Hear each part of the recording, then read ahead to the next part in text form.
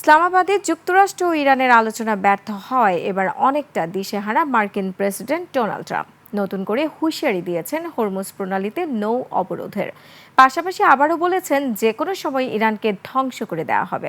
তবে ইরান আগের সুরেই বলেছে হরমুজের নিয়ন্ত্রণ তেহরানের হাতেই। এবার থেকে হরমুজের টোল ইরানি মুদ্রা রিয়ালে দিতে হবে বলেও জানিয়েছে দেশটি। আফসানা নীলার ডেস্ক রিপোর্ট।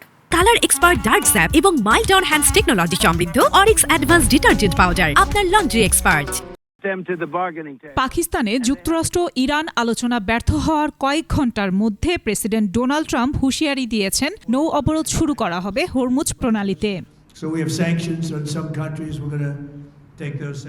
সতর্ক করে ট্রাম্প তার ট্রুথ সোশ্যালে লিখেছেন, এক পর্যায়ে সবার অবাধ প্রবেশাধিকার নীতিতে পৌঁছানোর কথা ছিল, যা ইরান হতে দিচ্ছে না, তাই উপযুক্ত সময়ে শেষ হবে ইরান।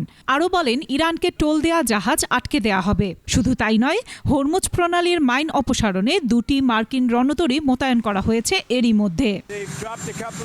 আমি মার্কিন নৌবাহিনীকে আন্তর্জাতিক জলসীমায় থাকা এমন প্রতিটি জাহাজকে খুঁজে বের করে আটক করার নির্দেশ দিয়েছি, যারা তেহরানকে টোল দিচ্ছে, যারা অবৈধ টোল দেবে। গভীর সমুদ্রে তাদের কারো নিরাপদ চলাচল থাকবে না।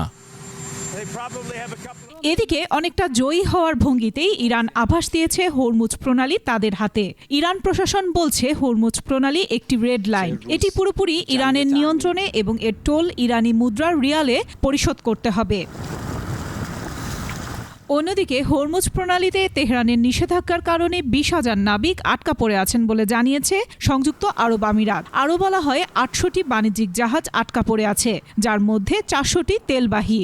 বিশ্বের সকল দেশের জ্বালানি, খাদ্য ও স্বাস্থ্য নিরাপত্তার জন্য হরমুজ বন্ধ থাকা একটি সরাসরি হুমকি, এমনটি জানিয়ে একে বেআইনি, বিপজ্জনক ও অগ্রহণযোগ্য বলা হয়, যার পরিণতি বিশ্ব ভোগ করতে পারে না। আফসানা নীলা, ডেস্ক রিপোর্ট, 21 টেলিভিশন।